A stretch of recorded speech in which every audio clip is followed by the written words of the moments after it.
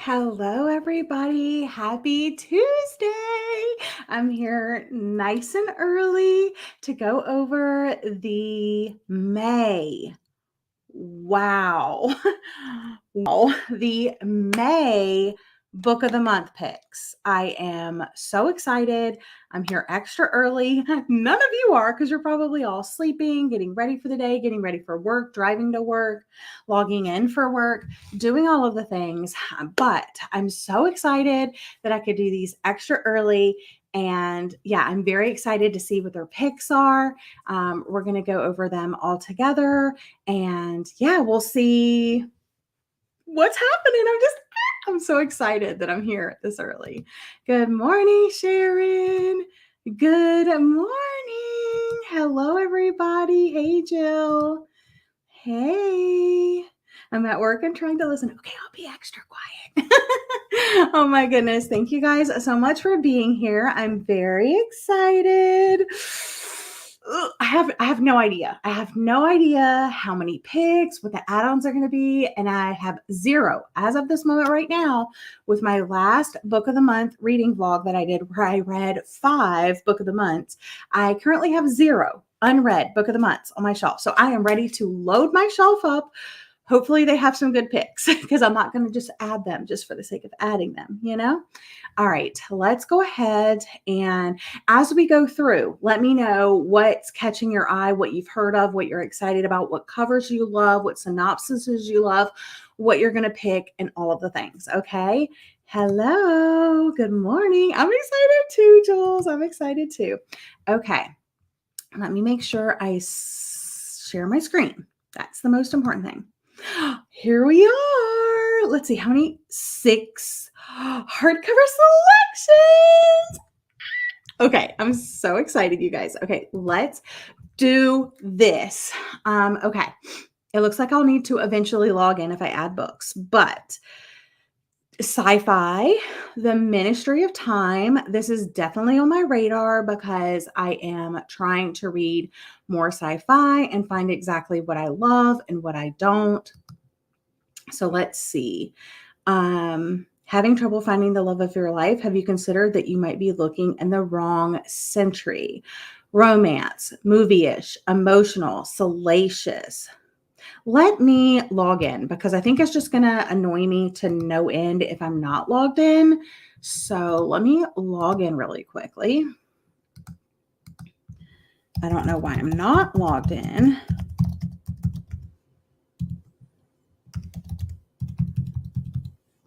Okay, here we go. Okay, now I am logged in. I can share my screen again. Ta-da, here I am. I think it just gives me like more info when I like click on them. Yeah, see, it gives like the full vibe going on. So Annie Haley from the Book of the Month editorial team shared why they love it. Here's a full synopsis. In the near future, a civil servant is offered the salary of her dreams and is shortly afterward told what project she'll be working on. A recently established government ministry is gathering expats from across history to establish whether time travel is feasible for the body, but also for the fabric of space-time. Interesting. Okay. Let's see what's next. Middle Tide by Sarah Crouch, a crime fiction. Quick take, this tensely atmospheric story about a failed writer's uneasy return to his hometown is steeped in the natural world. Let me know if you guys like stories about like books within books, about writers, about publishing. I personally have found that I do not. So this is not the book for me. Slow build, writer's life, nonlinear timeline, and nature. Slow build, not my thing. Nonlinear timeline, not my thing. Writer's life, not my thing. But nature, I do love nature. But I think there's people that really love those type of things. So maybe this is for them, you know. It says, one peaceful morning in the small Puget Sound town of Point Orchards, the lifeless body of Dr. Aaron Landry is found hanging from a tree on the property of prodigal son and failed writer Elijah Leith. Sheriff Jim God bouts. Initial investigation points to an obvious suicide, but upon closer inspection, there seems to be clues of foul play when he discovers that the circumstances of the beautiful doctor's death were ripped straight from the pages of his own novel. Very interesting. This book contains mentions of suicide and the death of a child. I think if people like crime fiction, sounds like a good one.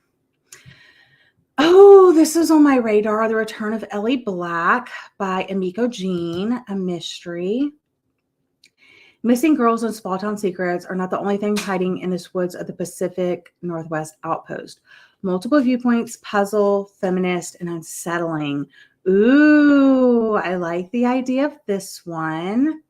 Detective Chelsea Calhoun's life is turned upside down when she gets the call that Ellie Black, a girl who disappeared years earlier, has resurfaced in the woods of Washington State. But Ellie's reappearance leaves Chelsea with more questions than answers. This book contains scenes that depict sexual assault. Yeah, this is a contender, you guys. I was actually going to choose this as one of the Night Owl Book Club picks for June for my personal Patreon book club. So I don't know if I changed my mind on that or not, but this was a contender for sure. All right, fantasy. 5 Broken Blades. 5 killers unite for a high-stakes quest to topple an unkillable king in this bloody, exhilarating fantasy adventure. 400 plus pages, LGBTQ plus themes, multiple viewpoints, first in a series. So for my fantasy series readers, here you go. New series to start. It's the season for treason. I like that. The king of Yusan must die. The 5 most dangerous liars in the land have been mysteriously summoned to work together for a single objective, to kill the god king June. Interesting. This book contains a scene that depicts the death of a child. Oh, the Paradise Problem. Okay, I already know I'm adding this to my box because I am so excited about this book. It's the romance pick. Money makes people do strange things. For example, get married for a mega inheritance, then actually fall in love. Multiple viewpoints, glamorous, salacious, fake dating. Yes, ma'am.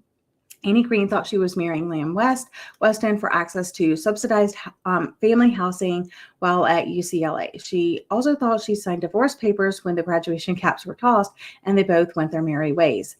3 years later, Anna's a starving artist living paycheck to paycheck while West is a Stanford professor.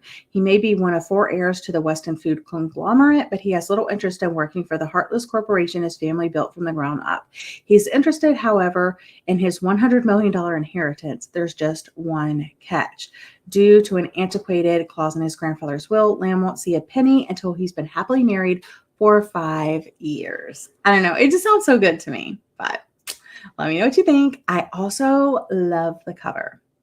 It's so like Pinterest board, but I love it. And last but not least, Real Americans, a literary fiction pick. I think I saw this going around. I'll have to read the synopsis. Epic and immersive, this big-hearted family saga tackles important questions of inheritance, destiny, and forgiveness. 400 plus pages, family drama, multiple viewpoints, nonlinear timeline. Real Americans begins on the premises of Y2K in New York City when 22-year-old Lily Chen, an unpaid intern at a slick media company, meets Matthew.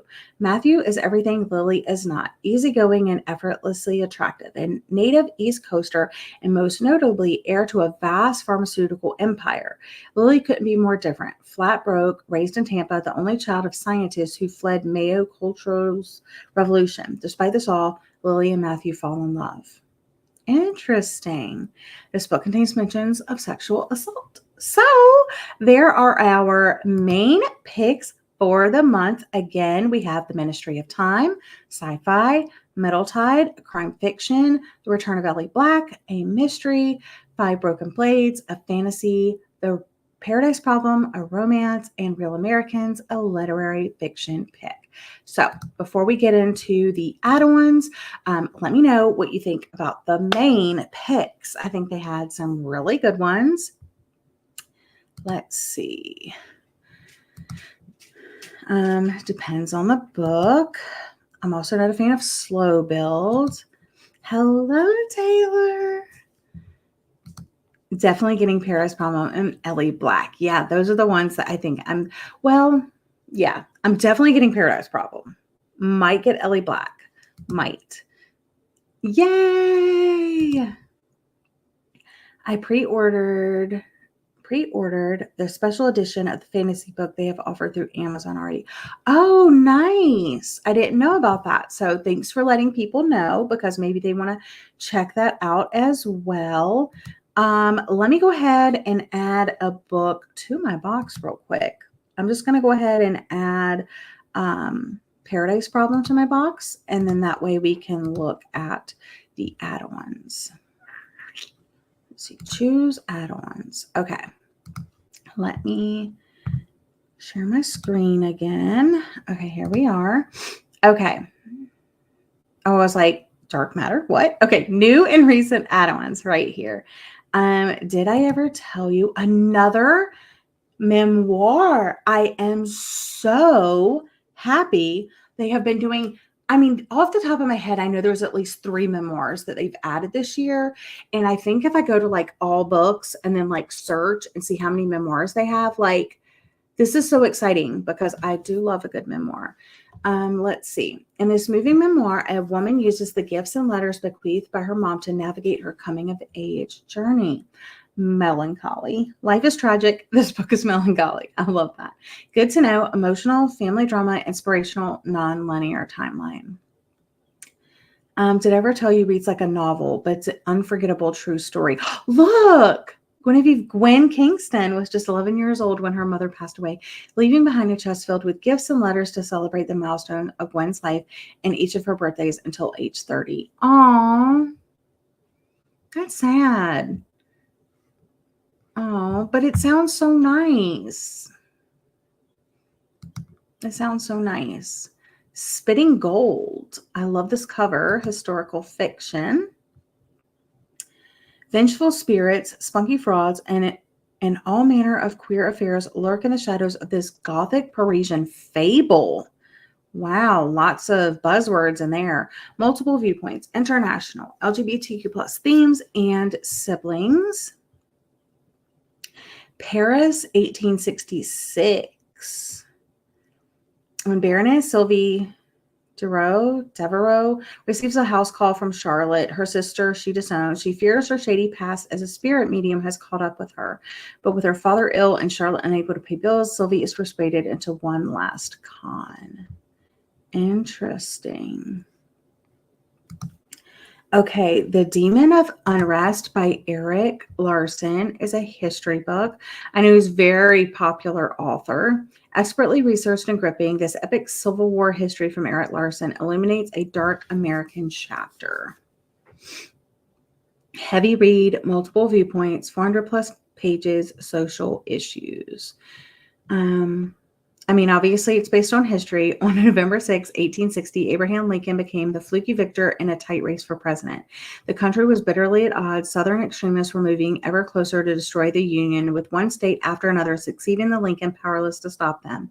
Slavery fueled the conflict, but somehow the passions of North and South came to focus on a lonely federal fortress in Charleston Harbor, Fort Sumter. I've actually been there before. All right. Let's see what else they have. The Lady Waiting. This cover is trippy. Quick take. Feeling up for something a little taboo? Come join these rich, misbehaving Anglians for their last art theft scam. LGBT themes, salacious, love triangle, and immigration. One bright Los Angeles day, a young Polish immigrant named Viva is driving along the freeway when she's flagged down by a dazzling, disheveled woman in green chiffon. The woman is Bobby Sleeper, a fellow Eastern European and an art gallerist with a mysterious background and even more mysterious filmmaker husband. Within days, the couple hire Viva as their assistant, then enlist her as an accomplice in an improbable scheme involving a long-lost veneer masterwork, a multi-million-dollar reward, and several shady ex-husbands. Sounds like a tongue twister. And then I'm pretty sure the rest, including the familiar, were already offered. But just in case, Historical Fiction, The Familiar by Leigh Bardugo, Table for Two, Daughter of Mine, A Short Walk Through a Wide World, The Reappearance of Rachel Price, Murder Road, which I've already talked about on my podcast. Also, my bestie Jessie had her book club last night and they talked about this book. It was Jessie, Zoe, and Summer. Happily Never After by Lynn Painter, and Butcher and Blackbird. So I think they had this last month. I'm pretty sure. All right. So those are the books for this month. Let me know what you're thinking and feeling. Are you interested in any of the add-ons? Let's see. Again, don't forget, if you're interested in the fantasy, Taylor says they have a special edition of it on Amazon. Let's see, Sharon, if I can show your comment. Yay, good picks. Yeah, definitely the Christina Lauren, Jessie, and probably the Ellie Black. Probably. Morning. Yes, Christina Lauren. Yeah, very, very exciting. Okay, well, that's all I have for you guys today. Don't forget, I'll be doing Aardvark's book club picks tomorrow morning whenever they go live. And if you're not signed up for Book of the Month and you're interested in one of these picks, I have my code, a little link down there, that if you sign up for Book of the Month using my code, you get a book at a very discounted cost. I get a credit on my account, so I appreciate your service. But yeah, that's all I have for you guys today. Stay tuned for book hauls in the future to see what I ultimately chose, but I think I'm going to go with the Christina Lauren pick. Should I add anything on, or should I just go with the one and be like tame about it? You know, I do have quite a few credits. So I think I have like 3 credits or something. So, because I have skipped a couple of months. So this is exciting that I'm picking something this month. Everybody have a great day, and I'll see you all tomorrow. Bye.